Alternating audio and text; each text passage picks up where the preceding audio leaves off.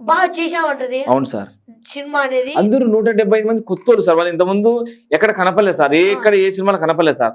First మన సినిమాలు కనపడినారు, చాలా బాగా చేసినారు సార్. ఒకరు అసలు కొత్తోళ్ళు చేసినట్టు ఉండదు సార్. అసలు ఈ సినిమా అద్భుతంగా వచ్చింది సార్, చాలా బాగా వచ్చింది సార్. ఇది ఇప్పుడు చాలా వెళ్తున్నాం సార్ అందరి దగ్గరికి, వాళ్ళు పెద్దోళ్ళు డేట్ ఇవ్వలేదు సార్ మాకు. వాళ్ళకి అమ్ముదాము లేదా వాళ్ళకి ఇచ్చి డబ్బుల మీద ఆశ కోసం చేయలేదు సార్ సినిమా. ఇప్పుడు కొన్ని హైదరాబాద్లో పెద్ద పెద్ద సార్, దిల్ రాజు సారు, మైత్రి మూవీ మేకర్స్, పీపుల్స్ మీడియా, ఇంకా ఏంటంటున్నాయమ్మా సురేష్ ప్రొడక్షను, బన్నీ వాసు, గీతా ఆర్ట్స్, ఇట్లా చాలా ఉన్నాయి సార్. వాళ్ళ వరకు ఎట్ట పోవాలని అర్థం కాలేదు సార్ మాకు.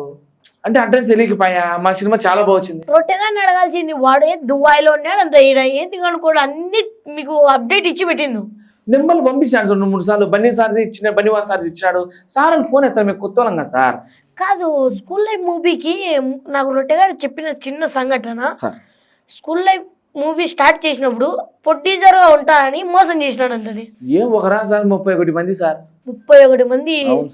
ఆ రొట్టెగా నీకు తెలిసింటే వాడు బా చెప్పింది కదా, వాళ్ళ మీద ఒక ప్రాంక్ అన్న తీసింది కదా ఆ రొట్టెగాడు. అంటే ఆయన మా హీరో సార్, ఆయన ఎందుకు సార్ మా ప్రాంకులు తెప్పించారు మీరు? ఆయన అంటే ఒక గౌరవం ఉంది మాకి. ఆయన ఈ సినిమా ద్వారా ఎదగాలి, 10 సినిమాలు చేయాలని ఆశతో మేము పెట్టుకున్నాం సార్ హీరోగా. అది రొట్టెగాడు వచ్చి యాంకరింగ్ చేస్తే, రొట్టెగాడు వచ్చి యాంకరింగ్